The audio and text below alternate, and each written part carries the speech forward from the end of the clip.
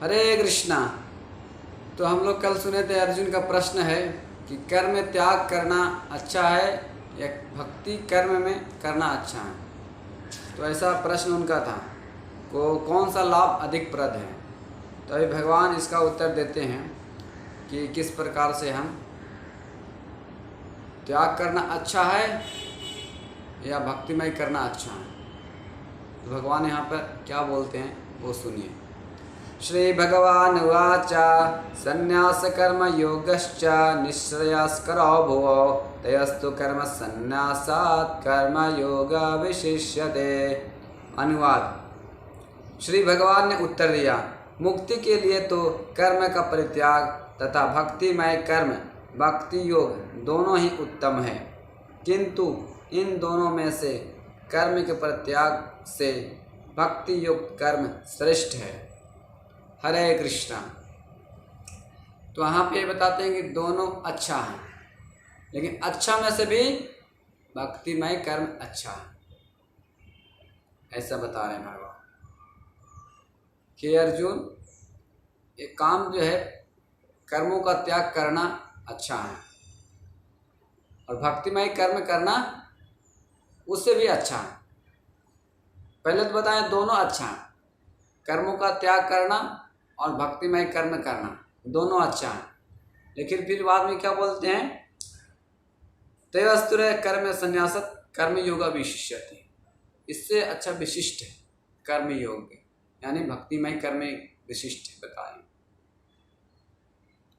जैसे मैं बताता हूँ, अभी एक एग्जाम्पल दे रहे थे, उदाहरण दे रहे थे मुंबई के ही। जैसे हम लोग मंगल आरती 4 बजे उठते हैं, 3:30 बजे, उसी प्रकार से एक व्यक्ति 4 बजे 3:30 बजे उठता है। वो अपना रसोई बनाता है, अपना जो नित्य कर्म है, स्नान करना, नहाना धोना, और अपने बच्चों का स्कूल उसका भी बॉक्स तैयार करना, मतलब खाने का बॉक्स, और उसका भी देखभाल करना। सुबह 4 बजे से उठता है। तो इस प्रकार से वो सारे क्रिया करते करते उसको फिर सुबह निकलता है और पहुंचता है 1-2 घंटे में ऑफिस में, क्योंकि लोकल ट्रेन या किसी से वाहन से जाता है। ये पुणे से मुंबई आता है, सोच लीजिए इतना संघर्ष करता है। तो यहाँ से फिर वापस 8 घंटे की 12 घंटे की ड्यूटी करके फिर वापस पुणे के लिए, फिर इसी तरह से करते करते कितना बजे पहुँचता है, 9, 8, 10, 11 ही बन जाता होगा। और फिर वही अपना रसोई बनाता है, भोजन बनाता है, भोजन तैयार करता है, और फिर खाकर अपना इंद्रिय तृप्ति में मैथुन क्रिया में लग जाता है। फिर सुबह से यही काम करता है। तो इतना किस लिए कर रहा है, वो अपने इंद्रिय सुख के लिए, अपने परिवार के लिए, अपने घर चलाने के लिए, भगवान के लिए नहीं कर रहा है। तो इसको जो है अपने इंद्रिय तृप्ति के लिए पागल है, मत है, और पूरा जिंदगी इसी तरह से निकाल देता है। आप मिलेगा, आप मिलेगा, आप फ्लैट खरीदूंगा, आप गाड़ी खरीदूंगा, इस तरह से पूरे जीवन निकाल देता है, बूढ़ा हो जाता है। तो ये भी बहुत बड़ी तपस्या है, लेकिन ये अपने लिए करता है। तो अपने लिए कर रहा है तो क्या है, इंद्र तृप्ति में जाता है। तो ऐसे कर्मों को त्याग करने के लिए बता रहे हैं। भगवान के लिए हम जब कार्य करते हैं, नूनम परमते, ऐसा श्लोक आया, नूनम परमते कुरते विकर्मा। ये विकर्म है, जब शास्त्र के अनुसार नहीं किया जाता है कार्य। पूरे 8 घंटा ऑफिस में फैक्ट्री में काम करता है, कुरते विकर्मा, विकर्म कर करता है, कुकर्म कर करता है ऐसा।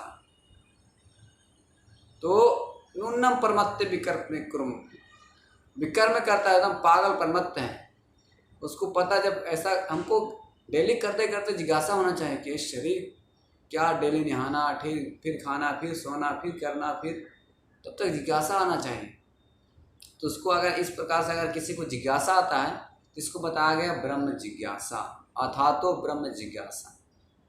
जब हम संसारिक कार्यों से ऊब जाते हैं तो जिज्ञासा करते हैं कि मैं कौन हूँ, भगवान कौन है, संसार क्या है,